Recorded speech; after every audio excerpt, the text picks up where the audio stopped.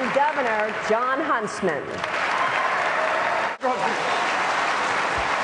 seconds to 5. Italy's too big to fail. It's great. I'd love it if we're independent. It would be terrific if we say it's your fault. Just your fault. It's your problem. But if this goes, the world banking system could shut down. Doesn't that involve our banks too? So we wake up this morning and we find that the yield curve with respect to Italy is up and prices are down. So if you want a window into what this country is going to look like in the future if we don't get on top of our debt, you're seeing it playing out in Europe right now. You're seeing the metastasis effect of the banking sector. And what does it mean here? What am I most concerned about, Jim? I'm concerned that it impacts us in a way that moves into our banking sector where we've got a huge problem called too big to fail in this country. We have 6 banks in this country that combined have assets worth 66% of our nation's GDP, $9.4 trillion.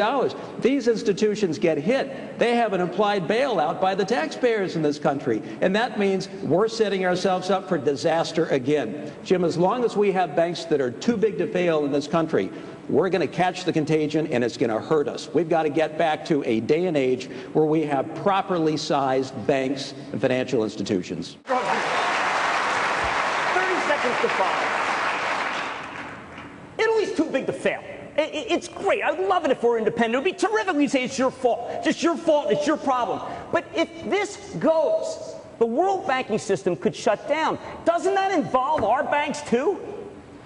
So we wake up this morning and we find that the yield curve with respect to Italy is up and prices are down. So if you want a window into what this country is going to look like in the future if we don't get on top of our debt, you're seeing it playing out in Europe right now.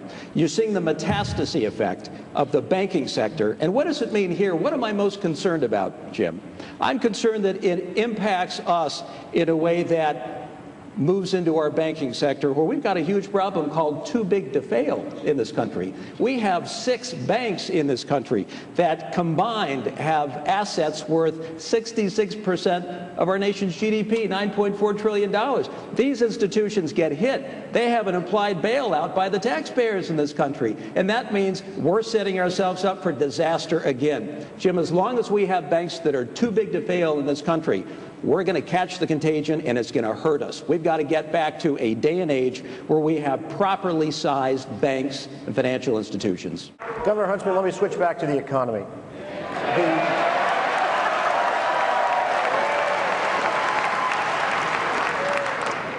Many Republicans have criticized the Occupy Wall Street movement. But we had an NBC News Wall Street Journal poll this week that showed a large proportion of the American people, 76%, said they believe there's something wrong with our economy that tilts toward the wealthy at the expense of others. Do you consider something wrong with the structure of our economy and the income inequality that it produces? Is that something government should do something about, and if so, what? Let me just say that I want to be the president of the 99%.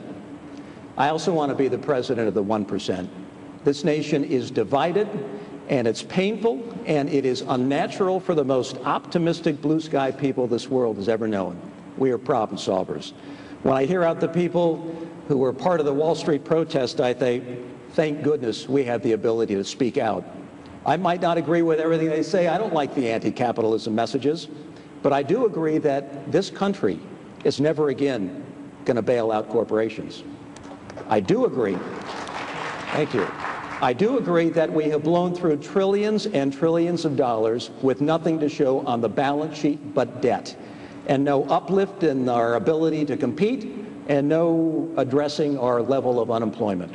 And I do agree that we have institutions, banks, that are too big to fail in this country. And until we address that problem, we can fix taxes, we can fix the regulatory environment, we can move toward energy independence. So long as we have banks that are too big to fail, we are setting ourselves up for long-term disaster and failure. So, Governor, you agree with Governor Romney that the bailout that Governor Snyder supports in Michigan was a mistake?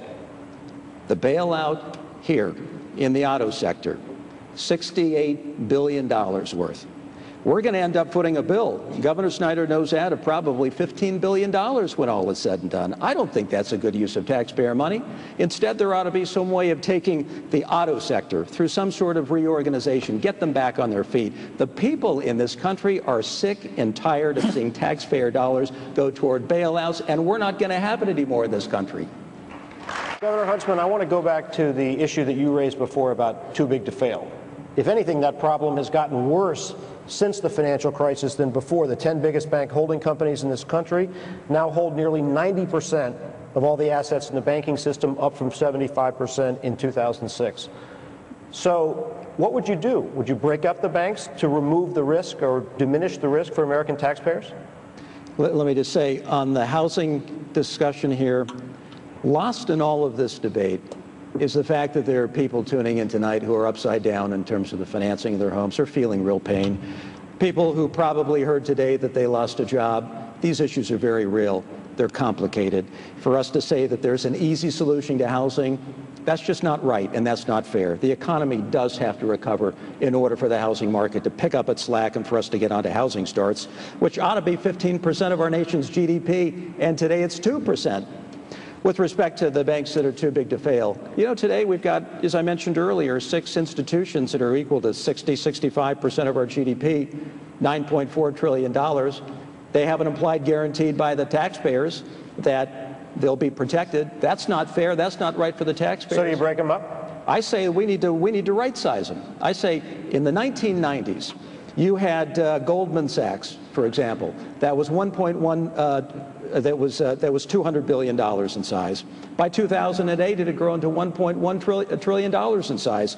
Was that good for the people of this country?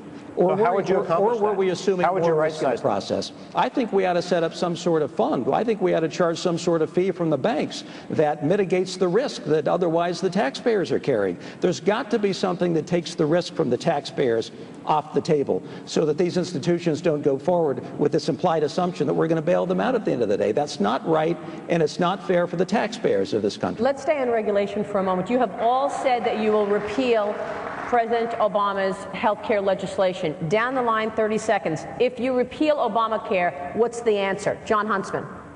I would sit down and I would meet with the 50 governors of this country. And I'd say, I did health care reform in my state. It took us 3 years to get it done. We delivered an insurance connector that was not a costly mandate. You can sit down with the 50 governors and you can address cost containment. This is a $3 trillion industry, half of which any expert will tell you is totally nonsense and superfluous spending. How do you get cost out of the system? How do you empower patients to better understand what they're getting when they go into the doctor's office? Number two, we need to do a better job in harmonizing medical records so that we can pull up on a consistent basis the most efficacious course of treatment for patients. And third, we need to close the gap on the uninsured without a costly mandate, letting the free market work and bringing people together with truly affordable insurance. Governor Huntsman, our federal government, lonely over here. our federal government still owns 500 million shares of GM stock, guarantees trillions with a T dollars of mortgages. They are basically the lender doing 90% of all the mortgage origination right now.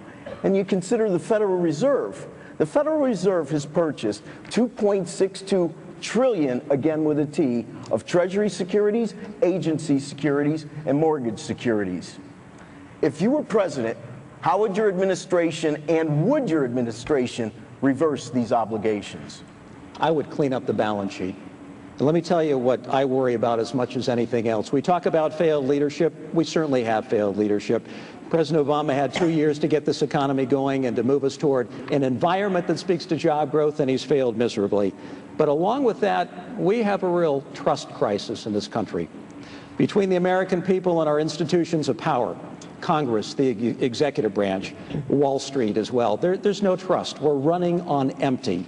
And when a democracy begins to run on empty because of government holdings and bailouts and being involved in ways that are absolutely inappropriate based on constitutional government and where we should be, that results in a diminution of trust by the American people. We've got to raise that trust. So let me just tell you what I think needs to be done in terms of bringing our economy up. We've heard about all these great tax plans. I think I'm the only one on this stage who's actually delivered a flat tax. And I did that as governor of my state. I put forward a proposal that I think is right for this country and getting it back on its feet. The Wall Street Journal has come out, the most respected editorial page economically, maybe in the entire world, has come out and endorsed my plan, said it's the very best of the bunch. And it very simply calls out, just as I did as governor. So I'm not sitting here talking about academic theory. I stand here as a practitioner. I've done it before. I want to phase out the loopholes and the deductions on the individual side, phase out corporate welfare and subsidies on the corporate side, and lower the rates, make us more competitive.